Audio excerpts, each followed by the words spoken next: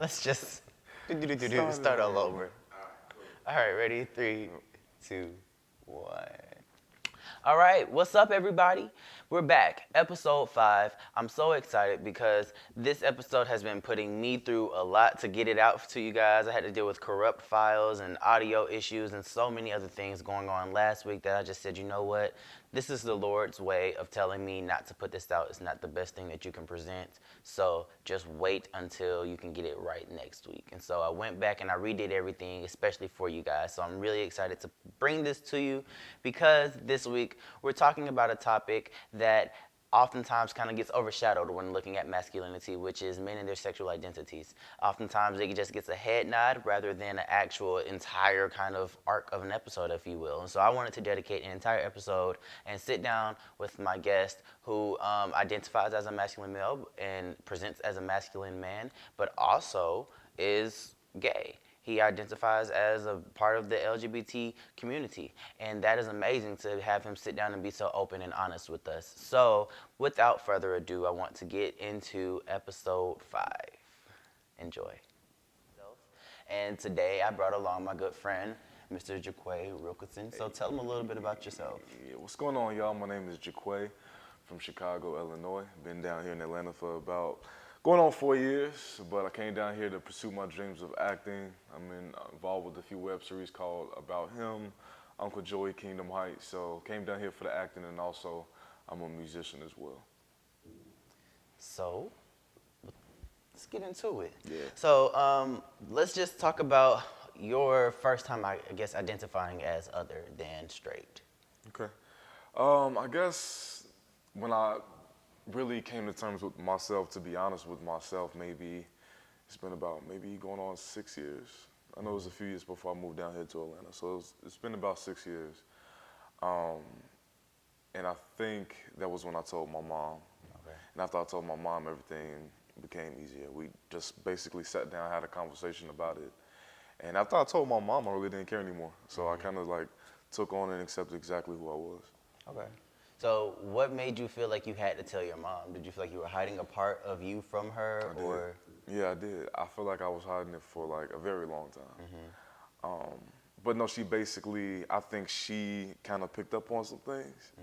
So basically she wrote me a note. One day I came home from school or work or something like that, but she wrote me a note and she was like, you know, if there's anything you want to talk about, like I'm always here, like I'm always open. But I didn't really think anything of it. Like I'm like, maybe she's writing this note because I've been like so distant with work and school. Okay. We haven't really spent as much time together. But one day, like I just felt so comfortable where I'm like, I need to sit down and have a conversation with her. Right. Like I'm tired of hiding this. I'm 21 at this point, I believe, 20 or 21, and I'm just like, you know, this is something that I've had in my back pocket for a long time. And I just felt comfortable enough to sit down, have a conversation with her and say, hey, Mom, like, this is what's going on. I'm pretty sure you picked up on some things, Right. but I'm just gonna lay it out on the table for you. And I remember her saying, like, the only thing she was really disappointed in was I didn't tell her sooner because we were closer than that. Wow. So how did that make you feel getting the note? What did that do for you? At first, it kind of scared me a little bit because even though I really wasn't thinking about maybe she knows about my sexuality, it still just lingered in the back of my mind. Right. So when I saw the note, it really didn't click until maybe about 2 weeks later when I actually felt comfortable. And I'm like, I think this is the direction she was trying to hint at. Oh, okay. Yeah. That's interesting. Yeah. So, getting into television, and you know, you're an aspiring actor. What are your thoughts about LGBT representation in media in television right now? Right now, I think we're off to a good start as far as like our voices being heard, as far as representation of color and our identity and everything else. I think even in mainstream, along with the web series, I believe it can be like overly sexualized, if that makes sense. Yes, I absolutely You know what I agree. mean? Yeah. And our community is so much more than just that. But I think we're evolving. I think we're changing. It's going to take some time. I think that comes with the direction of like the director and production and just making sure that all comes together, if that Right. makes sense. Because I think that a big part of it is understanding that there's more to the lifestyle than just sexual activity, and that's something that I've always kind of wanted to be able to shed light on, in terms of bringing to creation my own productions and things like that too. And I know that me and you, we've talked about it before.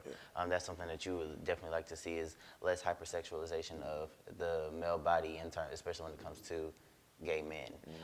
So what are some of the things that you want to do with your acting, with your craft, to kind of keep promoting that? Well, I will say I just started watching Dear White People on Netflix, and there's a character on there, I forgot his name, but he's basically gay. But the way that he's portrayed, he's just a normal guy. He's a normal guy. He has these feelings towards other guys, and that's what I kind of like about it. You know what I mean? It's kind of like he's not a hoe. He's not out here like sleeping with every guy. Like he's just a normal guy, and these are his feelings. So what I would like to see in the work that I do in regards to web series is just it being more relatable. Like we're normal people in the LGBT community. And I guess, I don't know, just being more relatable, especially in the black community as well. So what are your thoughts about when just presentation of masculinity, presentation of yourself on a day-to-day basis? What does that look like for you when you're not in front of the camera? When I'm not in front of the camera? I feel like masculinity in our community is like it's an attraction to majority of, especially in the black community. Like, oh my God, like he has like this persona, like he looks straight, he acts straight. That's what's more acceptable in like the heterosexual world or whatever.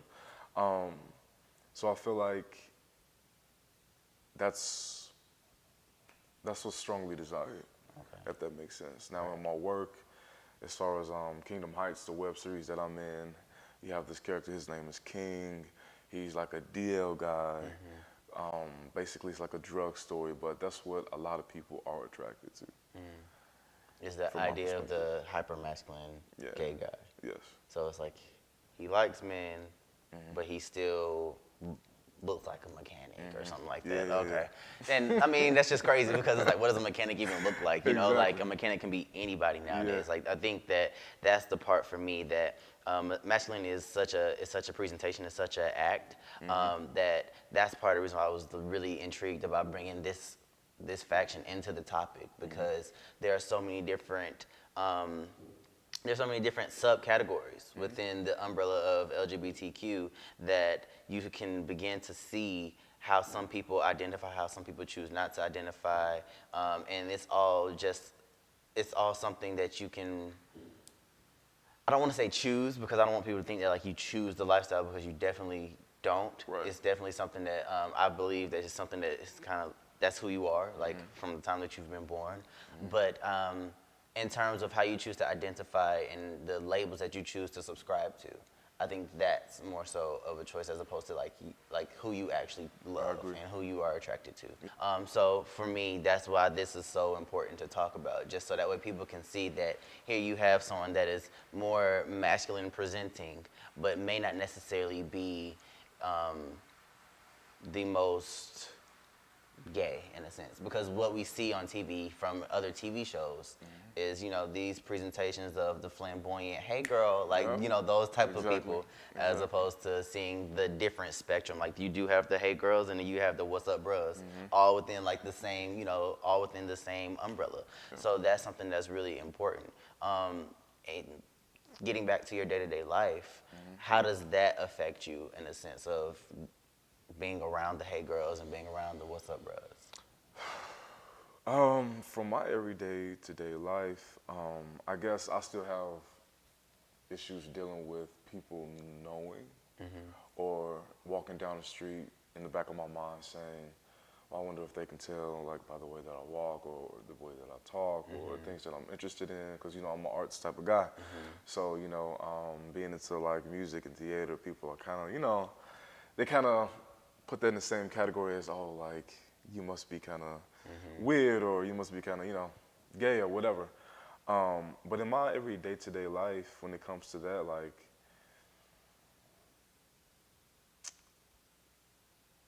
I'm very self-conscious about my mannerisms and stuff like that. So that's something that I still like struggle with. Just being comfortable in it. I'm more comfortable than I was like 5 years ago, but like every day is a struggle. Okay.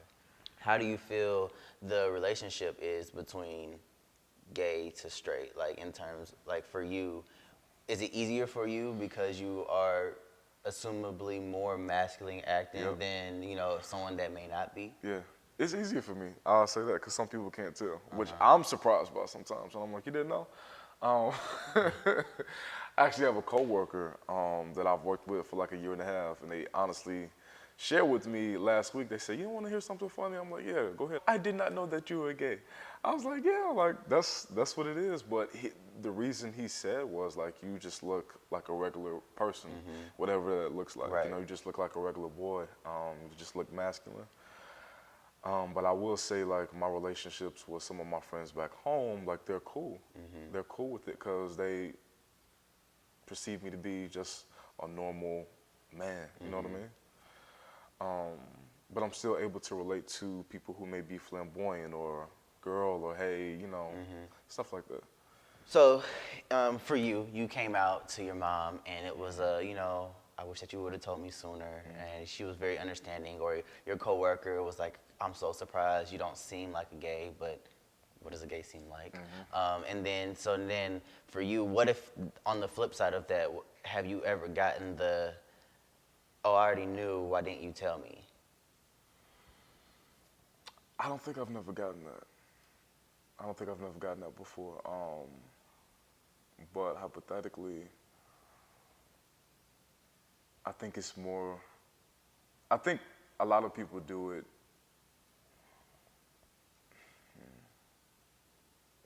I think a lot of people do it more so for other people than themselves.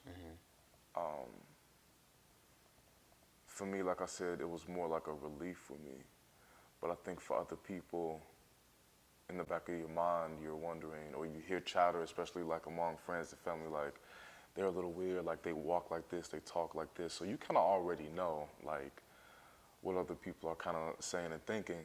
So when you come out, it's more so I'm kind of providing like a relief for you guys, but I'm not fully accepting of who I really am. But I just want to get it out and say it because you guys kind of have this thing like, "Oh, well, I already know. Like, why didn't you tell me? Like, you've been in the closet all this time. Like, what have you been doing?" You know what I mean? So that's how I feel about it. That's my viewpoint on it. Okay. Yeah. Okay. It's a little different. So, in closing, we're looking at now, we've talked about, you know, how it felt for you to come out, what it's like to present yourself in public, what it's like to present yourself on television and film and things like that for you, being an aspiring actor.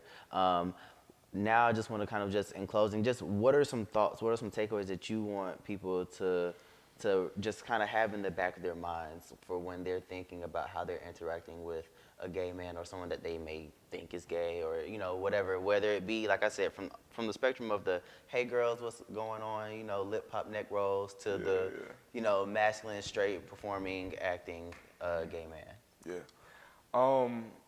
Well, for both sides, people who don't necessarily know how to deal with like people being gay or the LGBT community, I know a lot of it, to be honest, stems from religion. And it stems from being in the home where religion is telling you you shouldn't be this way, you shouldn't act this way. But I feel like our generation is evolving, it's growing. So I would say people who don't necessarily understand, have an open mind, have a conversation with somebody who's alternative, who has like a different lifestyle, somebody who's different. Like everybody isn't the same. When you hear gay, it's not somebody who's walking down the street with like booty jeans and "hey girl" and smacking their lips. Like, gay people are normal people, just like me, just like Corey, like just like anybody. In regards to the community itself, I think we should be more loving, more understanding. Like, it's not a competition with one another. Let's try to lift each other up instead of tear each other down. Some people aren't out, some people are. No one should be condemned for not being out. Everybody comes out in their own timing. And I think that's beautiful. Like, it just felt right when I told my mom. It was a feeling. It was like a indescribable feeling. It just felt right. And once that happens, I think you'll be able to fully start to move and being comfortable with yourself. And that's what it's about, being comfortable. There we go. There we have it. Today we are talking about men in the LGBT community, how men identify and how they feel. And I hope that you guys were able to take something away from that. If you guys have any questions, or if you have someone that feels as though they would like to, reach out and talk maybe a little bit more to either of us, Quay, how can they get in contact with you and talk to you? Yes, you can get in contact with me on Instagram and Twitter. It's going to be Jaquay, JAAY_QUAY. You can also follow me on Facebook at Jaquay Taylor. There we go. Follow back. All right. Okay. Peace out.